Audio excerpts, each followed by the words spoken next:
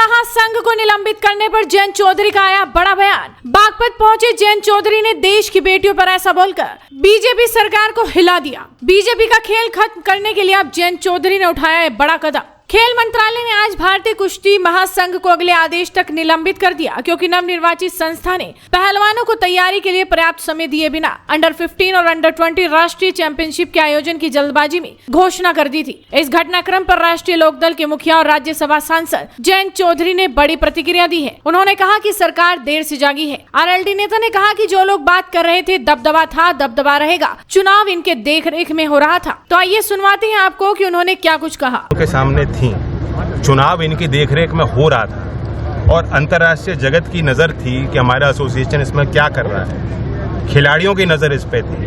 Olympic medal जीतने वाले हमारे अगर पहलवान, ये नौबत आ गई कि वो रिटायरमेंट ले रहे हैं, पद्मश्री वापस लौटाए जा रहे हैं, उसके बाद सरकार जागती है, तो ये कौन सी जीत है? ये कौन सी जीत है? ये कौन सा काम है? ये इनको नज़र पहले रखनी चाहिए। उन्हें मालूम है वो जो भ्रष्टाचारी लोग जिन्होंने गबन किया, जिन्होंने अत्याचार किया, उस व्यवस्था से उनको बिल्कुल बाहर कर देना चाहिए।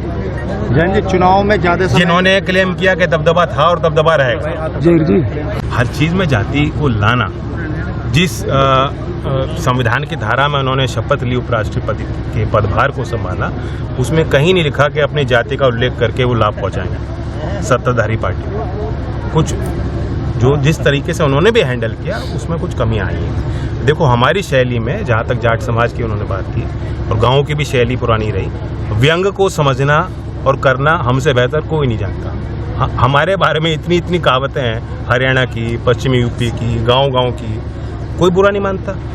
यहाँ कोई जातिगत अगर सूचक बात होती, उस व्यंग में कोई जाति सूचक शब्द का प्रयोग किया गया होता, तब समझ में आती कहाँ उनका वर्ग जोड़ा गया उस बात में, कहाँ उनकी जाति का उल्लेख हुआ, क्यों उनको बुरी लगी बात। जैन जी, क्या इस मिमिक्री को आप उचित मानते हैं? नहीं, देखो, मिमिक्री तो जो आप ब्रिटिश पार्लियामेंट में देख लो, वहाँ तो सदन के कार्रवाई में होती है। तो व्यंग एक चर्चा का एक हिस्सा है।